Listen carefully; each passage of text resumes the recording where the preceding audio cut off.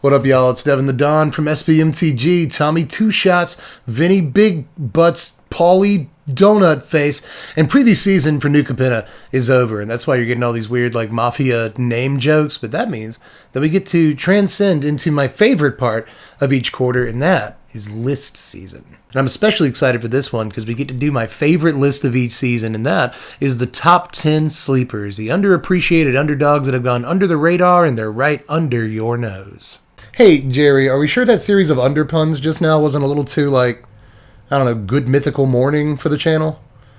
Yeah, I like them too. They seem like nice guys. Yeah, they get good views. I understand. I just, you know, it didn't seem like a thing we would do. Like, are we going to be like eating weird food next? Or like, I don't know, let's try every flavor of Jelly Belly or something. I don't know, I'd probably like doing that. But anyway, let's do jokes like we would do. Like if I was going to do a joke about a magic card here, I would say that our honorable mention is Arc Splitter. And yeah, sometimes it'll happen first thing in the morning when you go to the bathroom. But this is not a toilet card.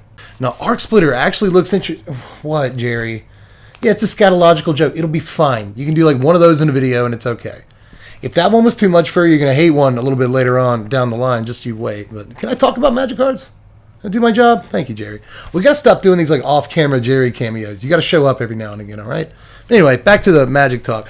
Arc Splitter looks pretty decent in these Death Touch decks, these Finn the Fangbearer decks. I want to get a bunch of poison counters on the opponent. Fortunately, amazingly note that when you activate the ability on Splitter, Splitter isn't the thing doing the damage. The creature it's equipped to is the thing doing the damage. So if that creature has Death Touch, it really only has to deal 1 damage. You have to pump 1 mana into it for it to kill whatever's blocking it without having to worry about it dying. So that makes it really difficult to block anything in your Death Touch creatures deck. But aside from that, there's also like multiple creatures in this format that give equipped creatures double strike. And double strike works pretty well with this, right? Because if you have a couple of mana when you go into your combat step, which shouldn't be too hard, just untap, draw, go directly to combat, you got all your mana, right? So you can just threaten to cut down anything that happens to block your guy with your little Tommy gun, basically. I wonder if this card was originally called Tommy Gun. It seems like that's what it would actually be, but they went with Arc Splitter because maybe something could be a reason. But anyway, you can just threaten to cut down anything, but especially if you have a first strike or a double strike creature, you might only have to pump a couple of mana into your Arc Splitter if something does block your guy to, you know, do 2-3 damage to it with the Splitter ability and then finish it off with the first strike or double strike ability. So there are a couple of specific decks this looks pretty sweet in. I'd be surprised to see anything in anything outside of those decks, but it's still a cool card for a couple of interesting decks. But that's why it's the honorable mention. I doubt this makes anything good enough to like be top tier, but it's still going to be fun to play with. I guess that's true of a lot of our cards today. Like number 10 is Gilded Pinion. This did make the list because I do think this has like a better shot of seeing real standard play than a card like Splitter. But this is like 2 mana ramp that any deck can play, so that's kind of worth mentioning. Unlike a card like Mimic or whatever, you don't have to like sacrifice it. You know, it just gives you the treasure token on ETBs like a Prosperous Innkeeper. Now, Innkeeper will probably be the better card most of the time for decks that don't have access to green. Not only do you get this, but you get to just like make a fat guy fly later on in the game, which is something I've always wanted to do.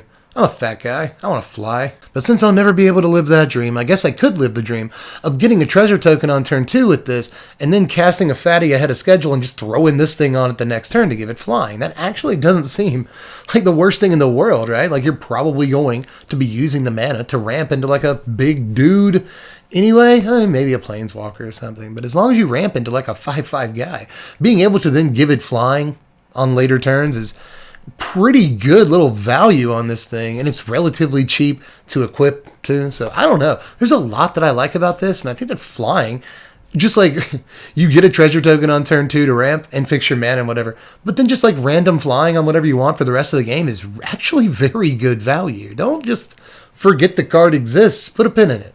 Number 9 is Riveteers Decoy. I think enough about this thing to bring it up again here. I really think this could be a bona fide sleeper. This may just be a glorified lure effect, but I'll take the bait. Not only do we not often see these lure effects in Standard anymore, we especially don't see them at such a low rate, you know? Like, you have to wait to attack with it for a turn if you play it for the 2 mana rate. But also, fortunately for us in this case, you can play it for 4 mana. But even if you just cast it on turn 2, against some decks, that will be fine. You know, it's not a werewolf pack leader. The extra couple of points of toughness would matter greatly, but at the same time, At the same time, a 3-power guy on turn 2 for your mono green aggro deck or whatever is nothing to sneeze at. And even in a format full of shambling gas and eye twitch and stuff that not only can block it, but has to block it, like if your opponent has a creature, this is never going unblocked. Kind of a bigger fan of this than I have any right to be. I will continue talking about how good this card is until it rotates out of standard after having seen no play. But number 8 is Glittering Stockpile. Take 2 on this card because during previous season I, for some reason, thought that when you tap it for its second ability, it just creates treasures. I don't know why I thought that. I had some, for some reason, every 30 cards, it's once every 2 or 3 videos.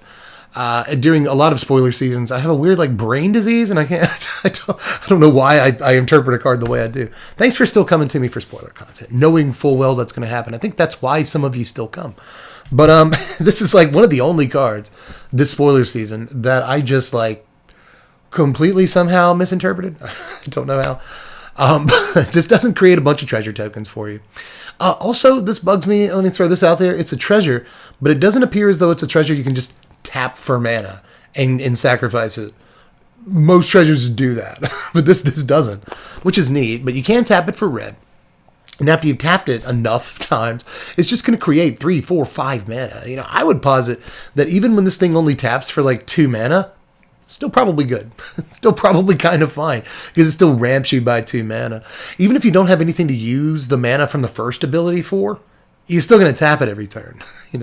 I said this during spoiler season, but I'll stick to my guns here. I've been thinking about it a lot. My opinion hasn't changed. I think this is instantly better than most of the 3 mana rocks in standard. Now that opinion may change. There's going to be a bunch of decks that are 3 and possibly even 4 color good stuff piles is what it looks like we're trending towards here. And a card like this that only fixes 1 color of mana isn't anywhere near as good as a Celestis. And I'm pretty sure Celestis is still by and large better than this card. But the ability to ramp you in, a deck where you are playing 7 drops or whatever is very important. So I actually think this card is way better than it looks. And I think I'm the only person I've seen talk about it at all this spoiler season. And I'm going to continue to proselytize for the card. That's a word, yes. So I think it does need a little bit more attention on it. Or maybe I just like shiny things. But number 7 is Ledger Shredder. And just call me Jake Gyllenhaal because I want to do freaky stuff with this ledger. Oh my God. Jerry, are you okay? Jerry just fainted. Hold on. Okay, everybody. Sorry about that. I had to pull Jerry into the other room. I think he's okay. He still hasn't come to, but he is breathing. So that's probably a good sign. Anyway, Ledger Shredder looks really sweet. Just in a Reanimator deck where you can use its ability to drop something into your graveyard that's fat, grow your Ledger Shredder, draw a card even, I think that people are really undervaluing the Connive ability. This ability looks incredible to me.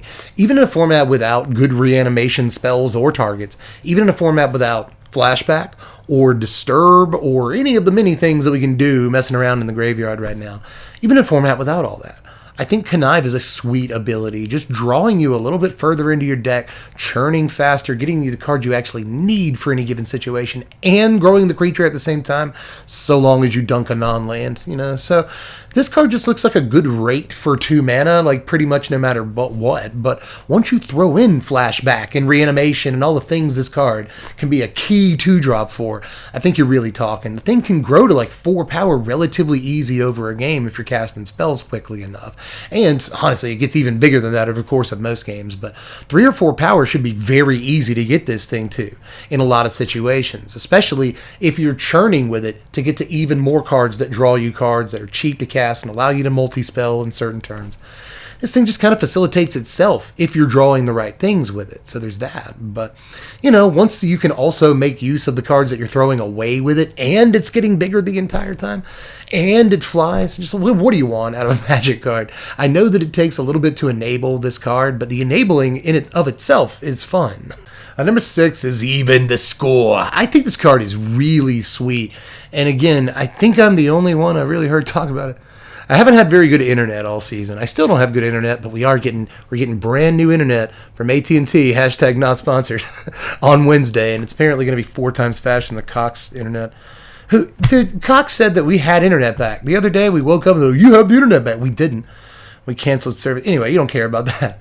I still don't have the internet, though. I'm using a Wi-Fi hotspot to upload YouTube content. Pray for me. But anyway, this card. We're talking about Magic cards.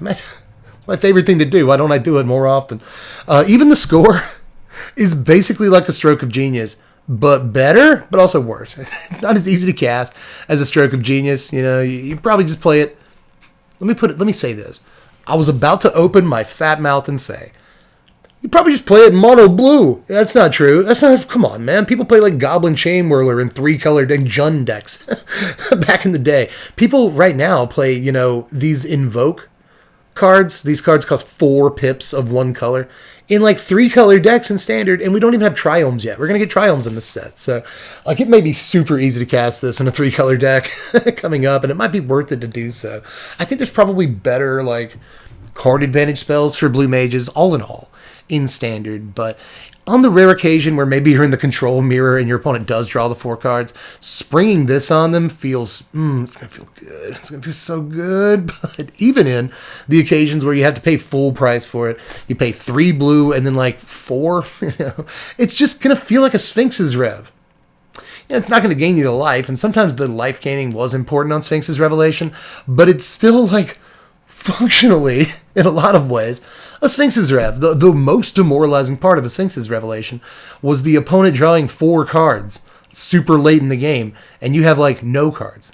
So your control opponent now has, like, you know, a half or more of a grip against you. What will you ever do? I guess what I'll do is tuck my stinking tail and concede the game. And that's how this is going to work out a lot of the time. When your control opponent just refreshes with, like, 5 cards late in the game, you're going to be done. You'll be done. Kid, pack it in. So I really like this thing, and I think it could find a 1 or 2 up slot in a control deck here or there, and I don't know why we're not talking about it. But number 5, halfway through the list, we're looking at Devilish Valet next. This guy can park your car, and he can park his foot in your opponent's butthole. I'm glad Jerry's not here for that one. But in any case, this is a sweet card, and I think we can all kind of agree that it's sweet, but is it good? Potentially. I've already talked about this with Burn Down the House, as has pretty much every other MTG YouTuber, but there are plenty of creatures that maybe put a token into play when they come into play, or perhaps a Seeker's Chariot. It's probably something else that everyone's mentioned at this point, but on curve, this goes pretty well with a Chariot, even if it only doubles its power to 4 at that point. That's still not too bad for something you only paid 3 mana for. Also, the trample is important. The haste is going to be important some of the time, right? It works really well with any token producer, as long as it doesn't produce the token at the end of the turn, and a lot of token producers do, but some don't, right? There are multiple cards in this format that put 2-3 creatures into play at the same time. It works really well with perhaps a Lolth, because you can just play a creature from your hand. Maybe even a creature that makes a token when it comes into play. So you get a double pip on this.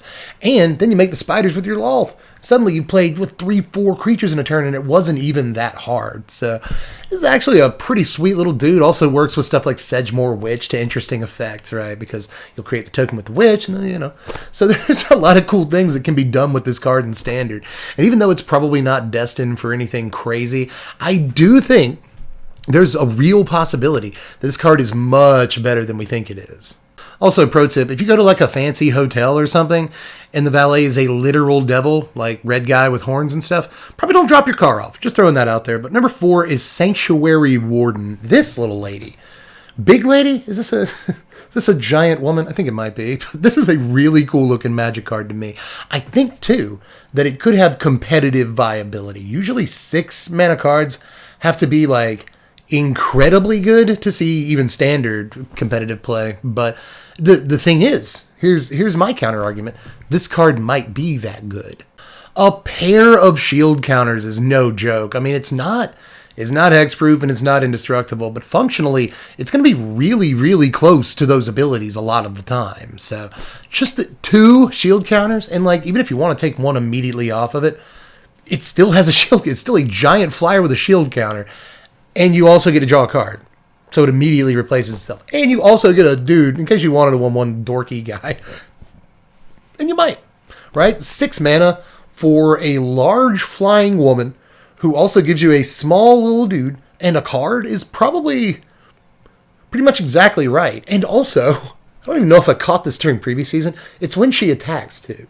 So, like, in combination with, like, a Luminarch Aspirant or just something that's putting counters out every turn, this thing becomes just nasty. Like, absolutely stupid. It allows you to swing in, take a counter off something, but still not worry too much about the crackback because you get a 1/1 blocker to chump right? So that's a cool thing right there. Plus, you just get a card.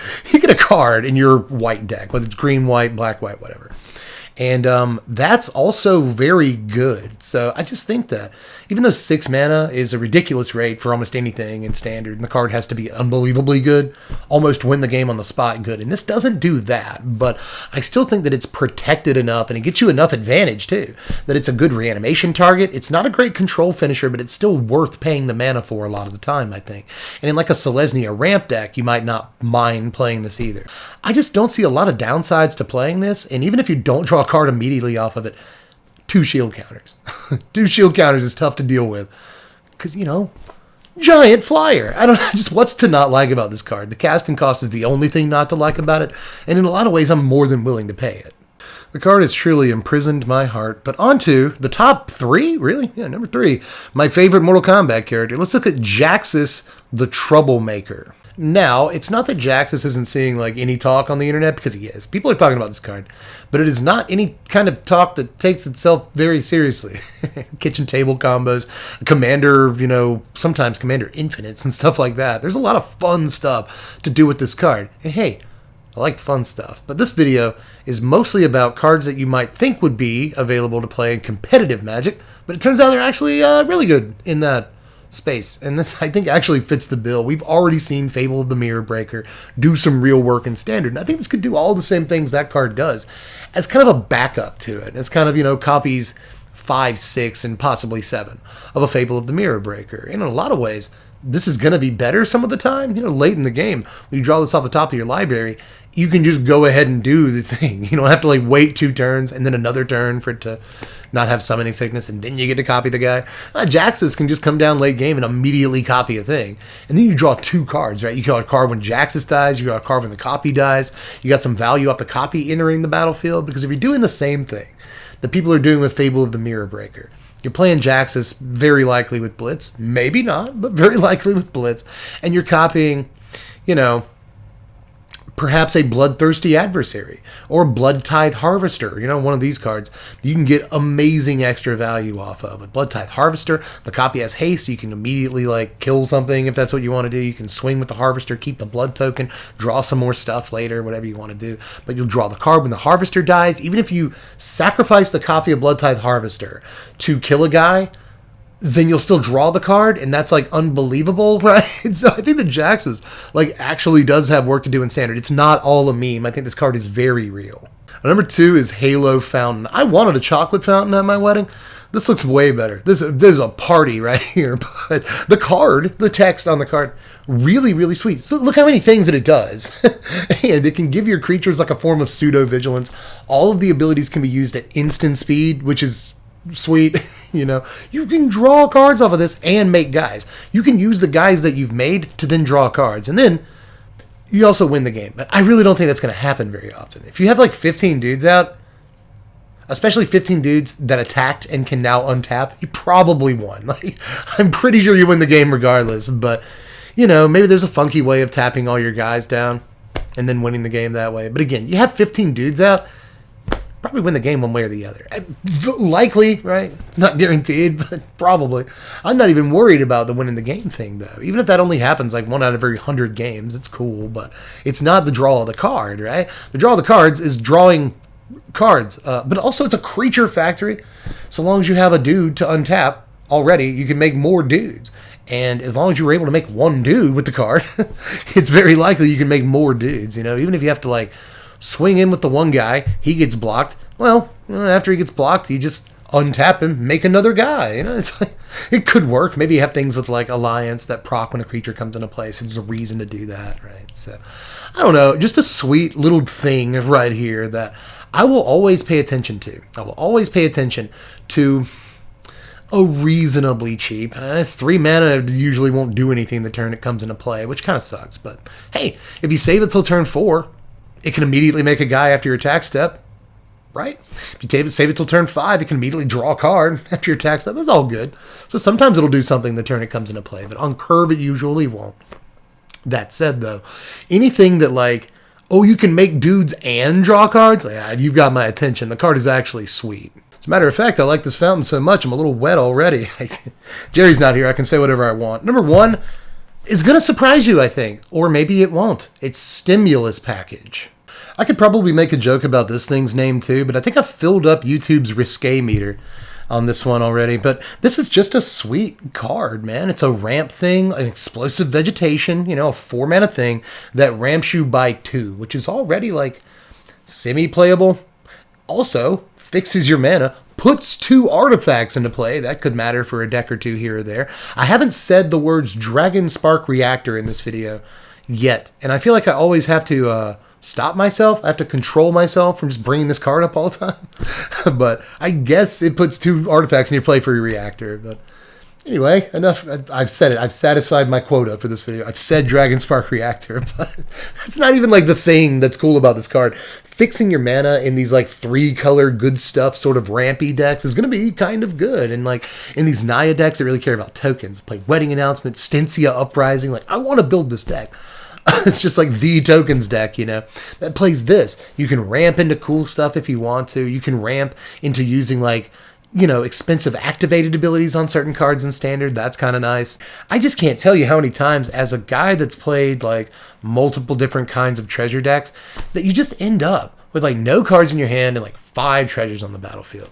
And if you could convert those to creatures, the game would be like totally different. So again, not only is this ramp, but it's dudes. It's ramp and dudes on the same card. You can make dudes at functionally instant speed, which is also very good. So it's just I think this is a much better Magic card than it looks like. It looks like there's this 4-mana buy-in rate, and that kind of sucks, but it sort of pays you back 2 mana immediately. That's another thing. A card like Explosive Vegetation, for instance, the lands come to play tapped.